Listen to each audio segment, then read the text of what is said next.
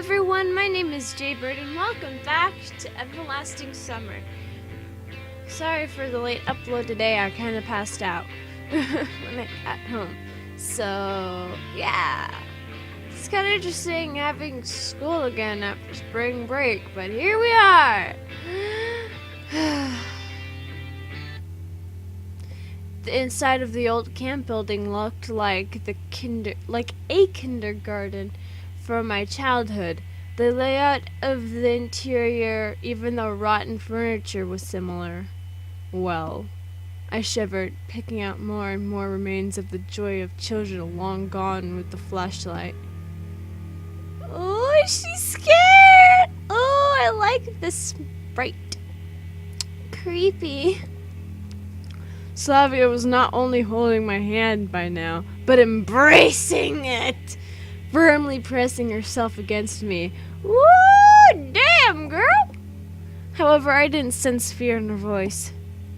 I wonder whether it was a good idea to come here in the middle of the night.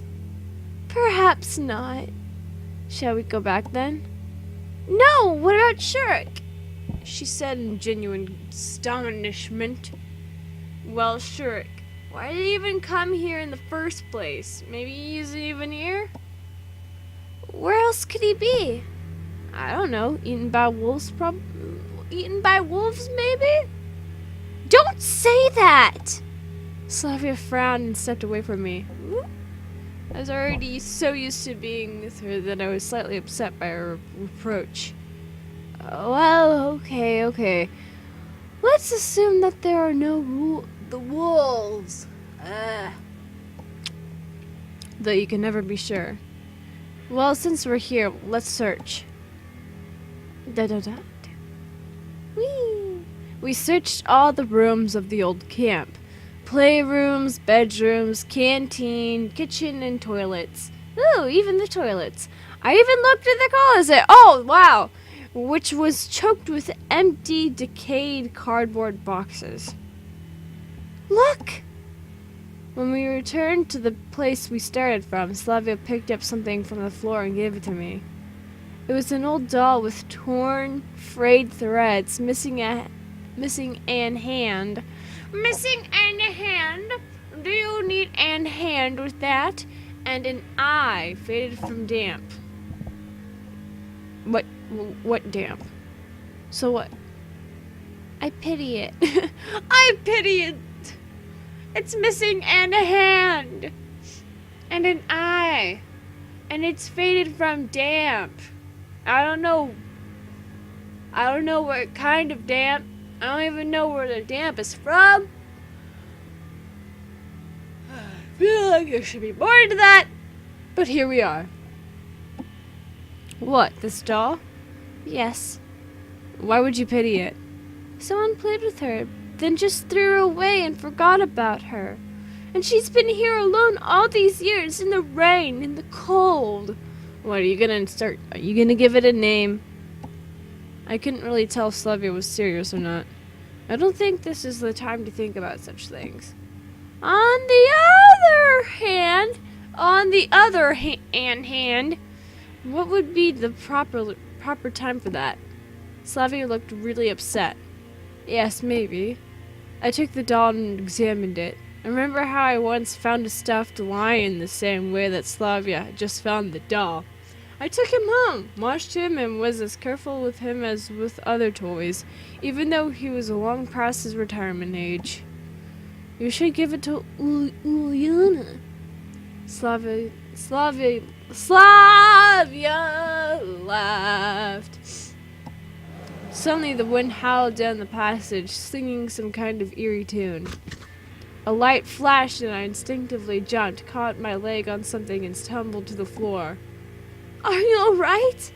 Slavia ran over to me and helped me get up. Yes, more or less. I tripped on a trapdoor. Woo! We get to go in the trapdoor and then get raped by ghosts. Fun times. It's strange that I'm just joking. I shouldn't say the rape word on YouTube. But it's not like I get ads on my videos, so it's whatever. I don't get paid. I ain't getting paid. I could just do whatever I want. It's strange that we hadn't noticed it already. The dirt around the door was cleared. It seemed like it was open not too long ago. We're not going down there, are we? I asked, trying to preempt Slavia's suggestion. She only gave me a sad glance. Come on, are we playing at Diggers now? I moaned while lifting the hatch cover with quite an effort. My common sense was crying out, telling me I shouldn't do this, but contrarily my logic suggested that if this world wanted to kill me, I'd already be dead. But it's only because of Slavia, otherwise there's no way I would go down there. 2 mitres of a rusty meters. I like saying meters. I don't give a shit. I know it's meters. Let me have my fun. 2 mitres of a rusty metal ladder led down to a dirty concrete floor. Eh? I leaned over the edge, eh? Happy April Fools! You know what? That's what I'm gonna do for the rest of the video. Every time it ends with an E, I'm just gonna say A. I leaned over the except for the. I leaned over the edge and illuminated a narrow passage, going somewhere into the darkness. And what is there? And also there is an exception. I think I heard about a bomb shelter under the old camp. A bomb shelter? Well, that's pretty logical, considering the time it was built. Why would Shirk need to go there? I don't know. Of course, it wasn't necessarily him who opened the hatch, and it's obvious that someone had opened it just recently, but who would be more likely to get the idea of going down there and then a mad inventor? If we discard theories of supernatural involvement, there can be no other humans in this forest. At least that's what I thought. Alright, I'll go first then. If everything is fine, you follow me. What might not be fine? Slavia looked scared, but seemed to ask more out of politeness. Well, I don't know. Rats, for example. Are you afraid of rats? Guess I shouldn't have asked. I sighed deeply and began to descend. Oh! What? Is that eyebrows? It's so fucking weird looking. You look like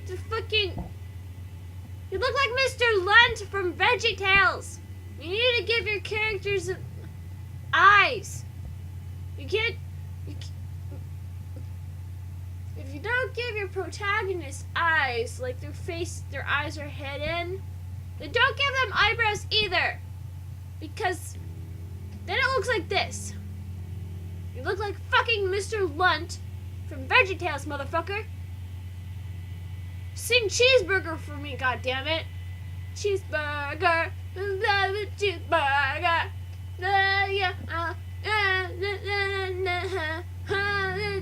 Cheeseburger. I don't know the words. We advanced slowly, holding hands.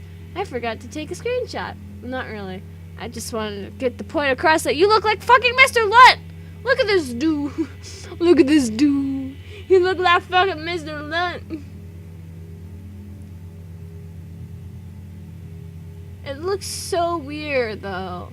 His eyebrows are where his eyes should be, though. So he really does look like fucking Mr. Lunt, okay? Okay. Okay?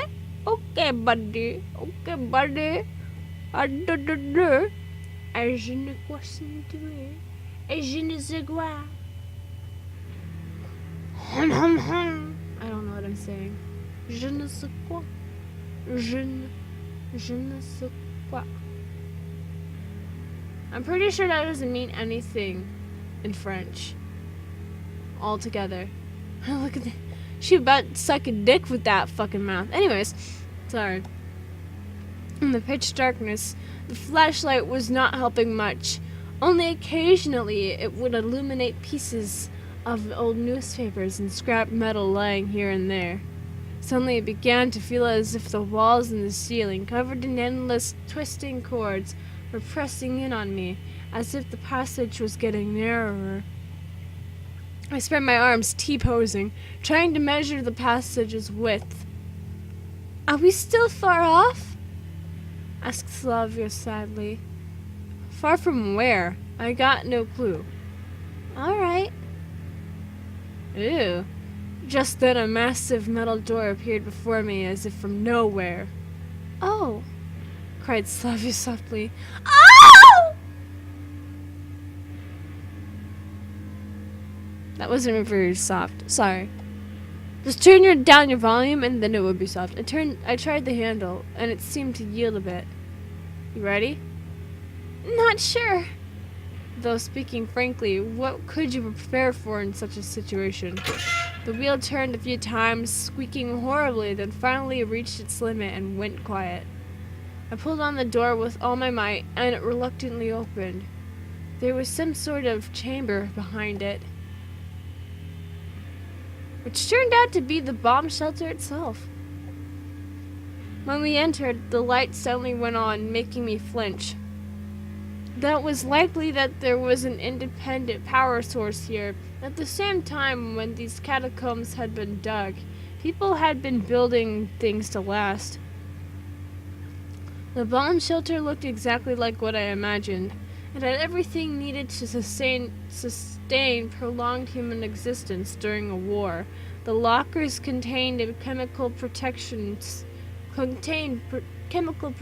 suits, gas masks, dry rations, and water cans.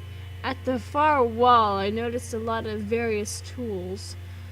Pressure meters, radiation meters, a radio, and some others.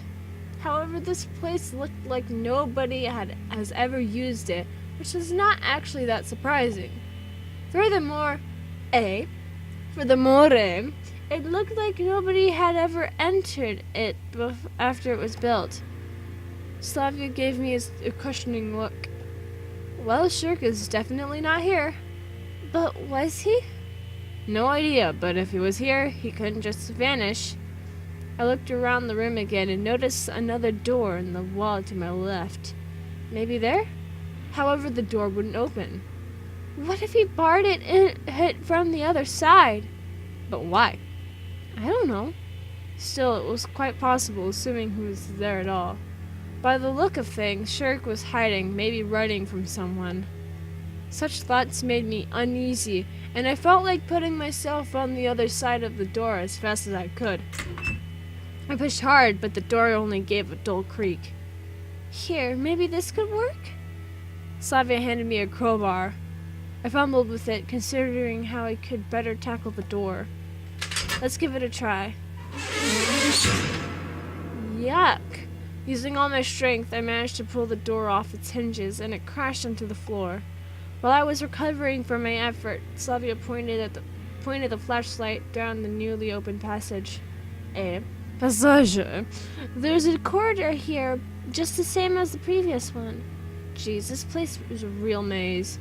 Shall we go? Hold on.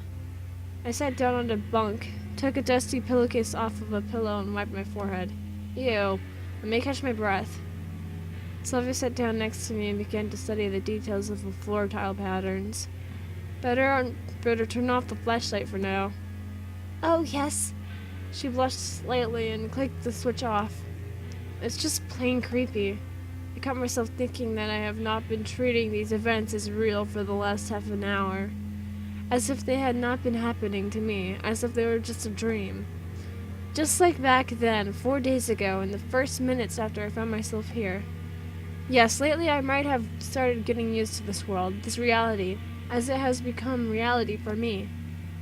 And that feeling deep in my soul that I had to find an exit was not so cute anymore. But now again, in a blink of an eye, the forest, the old camp, the bomb shelter. There was absolutely nothing supernatural about any of it, but neither was it anything normal, like anything from my previous life. Yes, agreed Slavia. Don't you find any of this strange? Strange. What exactly?